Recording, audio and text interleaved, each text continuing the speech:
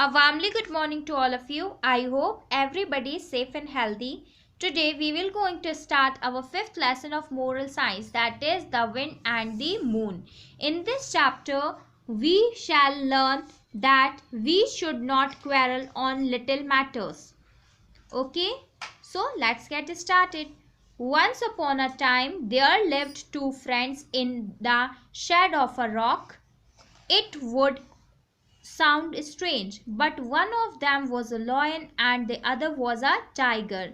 They were friends since their childhood. दो friends जो हैं शेड ऑफ रॉक में रहते थे, जो कि एक लॉयन और एक टाइगर थे. वो चाइल्डहुड से ही फ्रेंड्स थे. They knew each other from the time when they were too small to understand the difference between the lion and the tiger.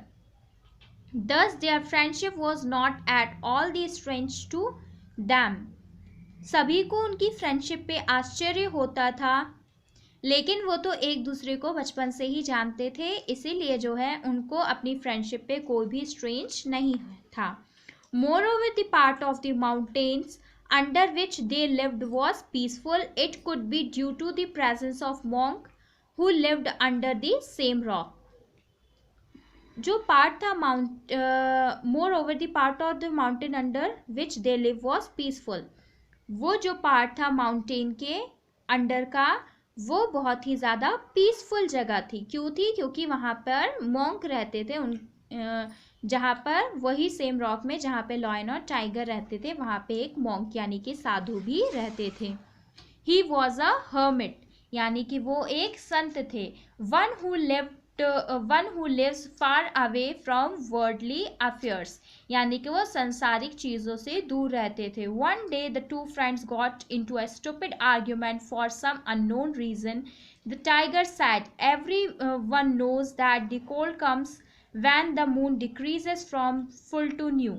The lion said, you are a stupid fellow. From where did you hear such nonsense? Everyone knows that the cold comes when the moon increases from new to full. एक दिन क्या हुआ, दोनों friends जो हैं आपस में लड़ने लगे, आर्ग्यूमेंट करने लगे एक अननोन रीज़न के लिए. टाइगर ने कहा कि कोल्ड यानी कि सर्दी कैसे आती है? जब मून डिक्रीज होता है फ्रॉम फुल टू न्यू, यानी कि जब मून जो है फुल मून रहता है और जब वो डिक्रीज होने लगता है, जब न्यू मून निकलने लगता है, तब सर्दी आती है. जबकि लॉयन क्या आर्ग्यू कर रहा था कि तुम स्टूपिड हो, नॉनसेंस बातें कर रहे हो. कोल्ड तब आता है जब मून इंक्रीज होता है फ्रॉम न्यू टू फुल, यानी कि जब मून इंक्रीज होता है तब सर्दी आती है. The argument between them became stronger and stronger. Both of them were firm at their own opinion.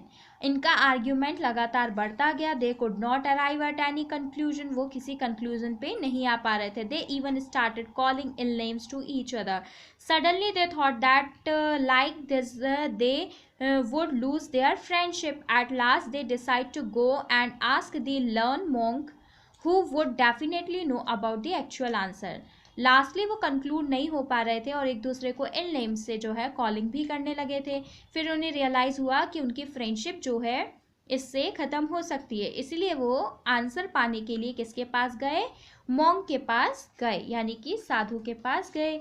Both of them went together to a peaceful monk and bowed respectfully before him.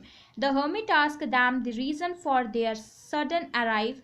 They put their question to him and said, Sir, only you can answer to this problematic question. The hermit thought for a while and said, It can be cold in any phase of the moon, from new to full or back to new again. It is the wind that brings the cold, whether from west or north or east. Therefore, both of you are right and neither of you is defeated by the other. वो दोनों ही कहाँ गए? Monk के पास गए और उन्होंने उनको respectfully होते हुए बोला कि इस प्रॉब्लमेटिक सिचुएशन से, क्वेश्चन से आप ही हमें निकाल सकते हैं. हर्मिट ने पूछा कि आप लोग किस बात, क्या क्वेश्चन है आपका? तो उन्होंने बताया कि हमें ये जानना चाहते हैं कि कोल्ड को ब्रिंग कौन करता है, कौन सा फेस ऑफ मून जो है कोल्ड लाता है. तो मॉन्क ने क्या कहा कि कोल्ड जो है किसी फेस ऑफ मून से नहीं आता, वो तो विंड के द्वारा आती है। तो उन्होंने बोला कि कोई भी जो है गलत या सही नहीं है आप में से। The hermit also said both of you share healthy friendship since your childhood, it is not good to get into argument and think about separation. जो हर्मिट है उन्होंने उन्हें समझाया कि तुम्हारी फ्रेंडशिप जो है चाइल्डहुड से है, तो किसी भी आर्ग्यूमेंट के चलते आपको अपनी फ्रेंडशिप में से जो है अपनी दोस्ती ख़त्म नहीं करनी चाहिए। The most important thing is to live without conflict to remain united. उन्होंने कहा कि हमें कभी भी कॉन्फ्लिक्ट नहीं करना चाहिए, हमें हमेशा यूनाइटेड यानी कि एक साथ रहना चाहिए।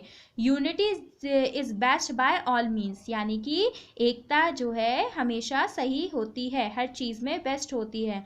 The lion and the tiger understood the message of the wise monk. और लॉयन और टाइगर भी जो है उनके मैसेज को, मॉन्क के मैसेज को समझ गए। They thank him for the kind suggestion given by him. Both of them lived happily thereafter as a good friend. और फिर उनका सजेशन पाके उन्होंने उन्हें थैंक यू कहा मॉन्क को, और उसके बाद वो अपनी लाइफ हैप्पीली वापस से एज अ गुड फ्रेंड रहने लगे। तो बच्चों, आपको ये स्टोरी कैसी लगी, the wind and the moon? आपको इसका मोरल समझ में आया? बताइए इसका टीचिंग फैक्ट क्या है? Yes, unity is best by all means. हमें कभी भी किसी से लड़ाई झगड़ा नहीं करना चाहिए छोटी छोटी बातों को लेकर। हमें हमेशा जो है यूनाइटेड होके रहना चाहिए। आई होप आपको ये लेसन क्लियर होगा। Thank you.